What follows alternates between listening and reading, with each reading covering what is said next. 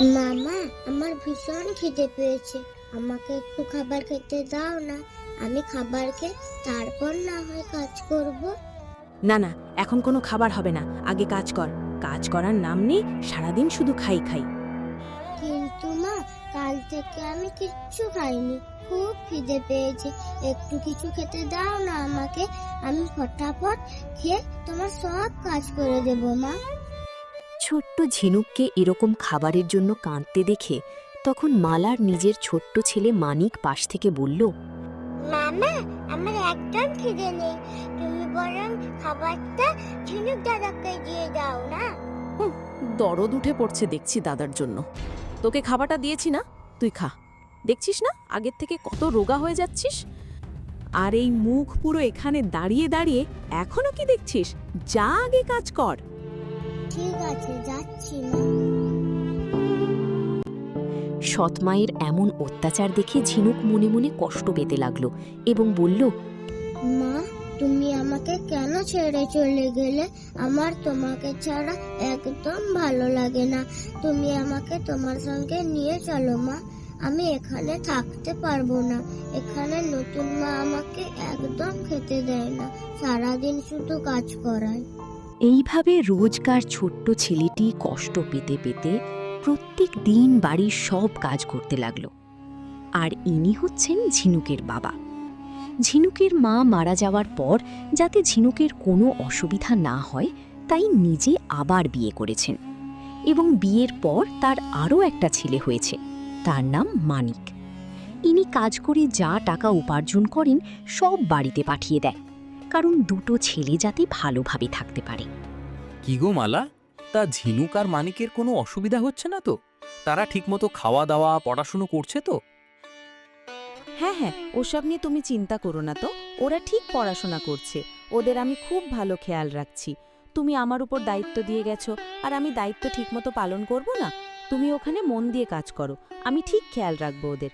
এই তো তাদের খেতে দেবো আমি এক্ষুনি। বাবা মানিক, বাবা ঝিনুক, আয় তোরা খাবি আয়। ঠিক আছে, তুমি এখন রেখে দাও, আমি ওদের খেতে দেব। কথা বলে মালা ফোন রেখে দিল। ফোন চলাকালীন মালা ঝিনুকের প্রতি দরদ দেখালেও সেটা ছিল তার কেবল লোক দেখানো। ফোন রেখে দেওয়ার পর তিনজন মিলে খাবার তো খেলো, কিন্তু মালা এবং তার ছেলে খেলো মাছের ঝোল দিয়ে ভাত, এবং ঝিনুকের ভাগ্যে জুটল আলু সিদ্ধ ভাত। কিন্তু ঝিনুক মুখ বুজে চুপচাপ খেয়ে নিল, কারণ এটা তার কাছে নতুন কিছু না। প্রত্যেক দিনই ঘটত এরকম ঘটনা। একদিন মালার মা মালাকে ফোন করল। মালা, কি রে, কেমন আছিস মা? ভালো আছি মা, তুমি কেমন আছো বলো? ভালো নেই মালা, কারণ কালকে মেলায় গিয়েছিলাম। একটা শাড়ি খুব পছন্দ হয়েছিল আমার, কিন্তু টাকার অভাবে কিনতে পারিনি। তুই তো জানিস তোর বাপের ইনকাম কেমন। বলছি তুই কিছু টাকা পাঠা না, ওই শাড়িটা আমার খুব পছন্দ হয়েছে, আমি কিনব। এ বুড়ো বয়সে শেষ ইচ্ছেগুলো পূরণ করবি না মা আমার? আরে মা, তুমি এত টেনশন করছো কেন? আমি তো আছি তোমার মেয়ে, আমি দেখছি। তুমি টেনশন করো না, আমি তোমাকে টাকা নিশ্চয়ই পাঠাবো। এরপর মালা তার মায়ের ফোনটা কেটে দিয়ে রমেশকে ফোন করল। বলছি শোনো না, আজকে কিছু টাকা পাঠাও না। আসলে ঝিনুকের স্কুলে অনেক খরচা রয়েছে, ওর বই কেনা, পোশাক আশাক, বিভিন্ন খরচা রয়েছে। তুমি কিছু টাকা পাঠাও না। এই তো কিছুদিন আগে টাকা পাঠালাম। পাঠালে সব টাকা তো তোমার ওই নবাবপুত্র ঝিনুকের পড়াশোনা, পোশাক আশাকের খরচে লেগে যায়। কটা টাকা আমি আর নিজের জন্য খরচ করি নাকি? তুমি টাকা পাঠাবে কিনা বলো। আরে ঠিক আছে ঠিক আছে মালা, তুমি রাগ করো না, আমি পাঠিয়ে দেব, তুমি চিন্তা করো না। অথচ রাকেশের কাছ থেকে টাকা নিয়ে সেই টাকা মালা তার মাকে দিয়ে দিল। এই নাও মা টাকা, অনেক কষ্ট করে জোগাড় করেছি। এবার তুমি এই টাকা নিয়ে তুমি তোমার পছন্দের শাড়ি কিনবে, যাও। কিন্তু মালা, এত তাড়াতাড়ি টাকা তুই কোথায় পেলি? ও আর বলো না মা, ওই যে সতীনের ছেলেটা আছে ঝিনুক, ওই ঝিনুকের পড়াশোনায় খরচের নাম করে ওর কাছ থেকে টাকা নিয়েছি। যাই হোক, ওই মুখ পুরাটা কিছু তো একটা কাজে দিল। বাবা বাবা, এই না হলে আমার মেয়ে! তোর যে এত বুদ্ধি, আগে তো জানতাম না তো। যাই হোক মালা, তোকে একটা কথা বলার ছিল। কি মা, বলো। তুই কি ভেবেছিস আমার নাতি মানে তোর নিজের ছেলে মানিকের ভবিষ্যৎ নিয়ে কিছু? তো মা, ভাবার কি আছে? ও বড় হচ্ছে, পড়াশোনা করছে, ওটাই তো। ভবিষ্যৎ নিয়ে পরে ভাবা যাবে খন। আরে আমাদের মানিক বড় হচ্ছে, কিন্তু তার সঙ্গে সঙ্গে তোর যে সৎ ছেলেটাও বড় হচ্ছে, সেটা কি ভেবে দেখেছিস? দুজন বড় হয়ে গেলে দুজনকে তোর স্বামীর সম্পত্তি অর্থাৎ রাকেশের সম্পত্তি সমান ভাগে ভাগ দিতে হবে। তখন মানিকের সম্পত্তি কমে যাবে না, এটা কি ভেবে দেখেছিস? ঠিক তো, এটা তো কোনোদিন ভেবে দেখিনি। কিন্তু মা, এখন কি করব তাহলে? করবি আর কি, ওই পথের কাঁটাটা এখনই আস্তে করে সরিয়ে দে, দিলে আর কোনো চিন্তা থাকবে না, তোর ছেলে একাই সব সম্পত্তি পাবে। মালা তার মায়ের কুযুক্তি শুনে তার মাথায় ঘুরতে লাগলো ঝিনুককে কিভাবে রাস্তা থেকে সরিয়ে দেওয়া যায়। ঠিক আছে, এখন আমি চলি রে মা, না হলে এখানে কেউ আমাদের এভাবে দেখে ফেললে অনেক সমস্যা হয়ে যাবে। ঝিনুক, ঝিনুক, কিরে কোথায় মরে গেলি? আজকে তোর একদিন কি আমার একদিন, আমার টাকা চুরি করা, আজকে তো তোকে আমি বাড়ি থেকে বার করেই ছাড়বো। মালার এরূপ চিৎকার শুনে ঝিনুক ছুটে আসে এবং তখনই মালা রেগে ঝিনুককে বলল, কি রে, তুই টাকা চুরি করেছিস এখান থেকে? আমি খাটের নিচে টাকা রেখেছিলাম, কিন্তু এখন দেখতে পাচ্ছি না। আমার বাড়িতে তুই ছাড়া আর কে চুরি করবে বল আগে? তুই চুরি করেছিস, মেনে যা। না না মা, আমি চুরি করিনি। আমি কেন চুরি করতে যাব আমার নিজের বাড়িতে? আমি চোর নই মা। তাহলে কি বলতে চাইছিস? আমি চুরি করেছি না আমার ছেলে চুরি করেছে? সেটা কি আমি বলছি মা? হয়তো তুমি কোথাও রেখেছো, ভুলে গেছো। একটু ভালো করে খোঁজো না মা। আবার আমার মুখে মুখে কথা নাকি? চোরের মায়ের বড় গলা, তোর মা যেমন চোর ছিল তুইও তেমন চোর। এই বলে মালা ঝিনুককে মারতে লাগলো এবং চোর অপবাদ তার গায়ে লাগিয়ে দিল। ঝিনুক কাঁদতে লাগলো। সে রাতের বেলায় কান্না করছে, এমন সময় তার মা তাকে বলছে, বাবা, তোর খুব কষ্ট হচ্ছে? কে কে বলছো তুমি? আমি তোর মা। মা, মা তুমি এসেছো? তুমি দেখো না, আমি চুরি করিনি, তাও আমাকে চোর বলছে। মা, তুমি তো জানো আমি চোর না।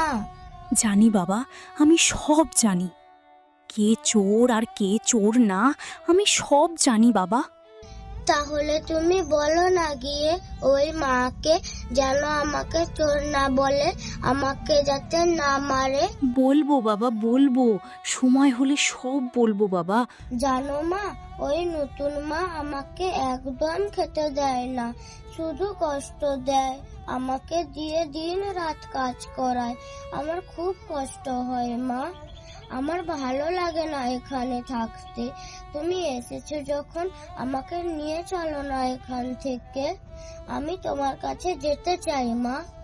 না বাবা, এরকম বললে হয় না, আমি তো তোর সঙ্গে সব সময় আছি, এরপর থেকে কোথাও যাব না, তোর কিচ্ছু কষ্ট হবে না, আমি সব কিছু ঠিক করে দেবো বাবা।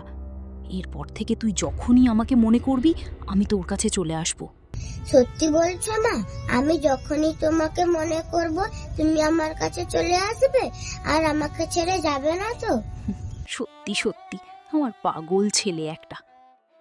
এদিকে মালা সম্পত্তির লোভে চিন্তা করতে লাগলো কি করে ঝিনুককে সরিয়ে দেয়া যায়। এত মারধর চুরির অপবাদ দেয়া সত্ত্বেও ঝিনুক নিজে থেকে বাড়ি ছেড়ে চলে যাচ্ছে না। তাই সে ভাবছে কিছু একটা করে ঝিনুককে সরিয়ে দিবে। তাই একদিন মালা খাবারের সঙ্গে বিষ মিশিয়ে নিয়ে যায় এবং ঝিনুককে গিয়ে বলে, বাবা ঝিনুক, আমি তোর ওপর অনেক অন্যায় করেছি না, আমি বুঝতে পেরেছি আমার ভুল। এরপর থেকে আর চিন্তা করিস না, তোর মায়ের কাছে তুই যেরকম ছিলি আমিও ঠিক তোকে সেরকম ভাবেই রাখবো। সত্যি বলছো মা? তুমি আমাকে ভালোবাসবে? তুমি আমাকে আদর করবে যেভাবে আমার মা আমাকে ভালোবাসতো, আদর করতো? হ্যাঁ হ্যাঁ, সত্যি আমি তোকে ভালোবাসবো, আদর করব, কিন্তু তার আগে তুই এই খাবারটা খেয়ে নে ঝিনুক। না না মা, আমি এখন খাবো না। তুমি যে বলেছো এই ভালোবাসবে, আমাকে আদর করবে, এতেই আমার মন ভরে গেছে, পেটও ভরে গেছে। এখন খাবো না, আমি পরে খাবো। না না ঝিনুক, আমি অনেক কষ্ট করে রান্না করেছি, এক্ষুনি খেতে হবে তোকে। মালার এরকম ভালোবাসা দেখে ঝিনুক ভাবতে লাগলো হয়তো তার মা কিছু একটা করেছে, যার কারণেই সৎ মা ভালো ব্যবহার করতে শুরু করেছে। সে তখন মনে মনে আনন্দ পেতে শুরু করেছে এবং ভাবছে হয়তো তার দুঃখের দিন এবার শেষ হলো। কিরে ঝিনুক, কি ভাবছিস? আমি বলছি না তোকে খেতে, না খেলে কিন্তু আমি আবার রেগে যাব। না না মা, তুমি রাগ করো না, আমি এই ফটাফট খেয়ে নিচ্ছি। তুমি রাগ করে বকলে আমার খুব কষ্ট হয়, তাই আমি এই ভালো ছেলের মতো ফটাফট খেয়ে নিচ্ছি। সে সৎ মায়ের দেওয়া বিষ মেশানো খাবার খেতে যায়।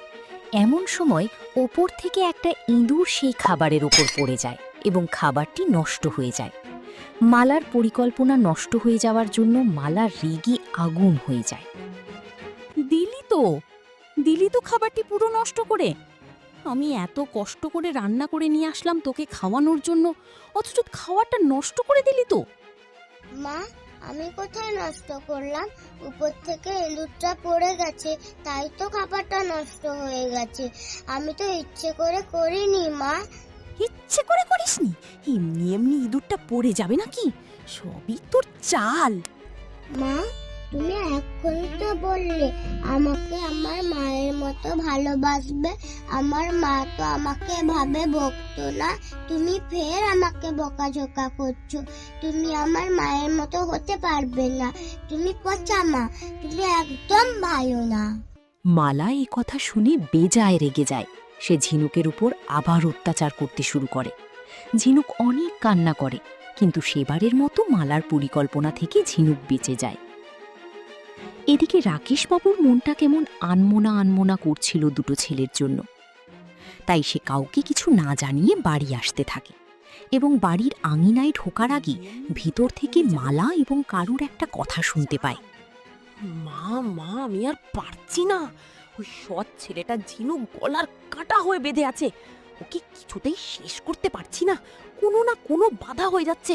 আমার যা ইচ্ছে করছে না, আমি ওকে এক্ষুনি গলা টিপে শেষ করে ফেলি। মালা, একটু শান্ত হ মা, ঠান্ডা মাথায় কাজ করতে হবে আমাদের। পরিকল্পনা ব্যর্থ হয়েছে তো কি হয়েছে, নতুন করে পরিকল্পনা করতে হবে। তুই বুঝতে পারছিস না, কেউ জানতে পারলে অনেক সমস্যা আছে। কত পরিকল্পনা করব মা? ওকে বিষ খাইয়ে শেষ করার চেষ্টা করলাম, সেটাও হলো না। চোরের অপবাদ দিলাম, ভাবলাম বাড়ি ছেড়ে পালিয়ে যাবে, তাও হলো না। এত অত্যাচার করছি তাও পারছি না। ভাবছি ওর মাটা গেল, এটাকেও কেন নিয়ে গেল না সেটাই ভাবছি। পুরো গলার কাঁটা হয়ে আছে আমার। বাইরে থেকে রাকেশবাবু সব শুনতে পেয়ে যায় যে তার বউ তার চোখের আড়ালে ঝিনুককে এভাবে অত্যাচার করে। সে যাকে ভালো রাখার জন্য মালাকে বিয়ে করে এসেছিল, সেই মালা এখন ঝিনুকের জীবনের বিষ হয়ে উঠেছে।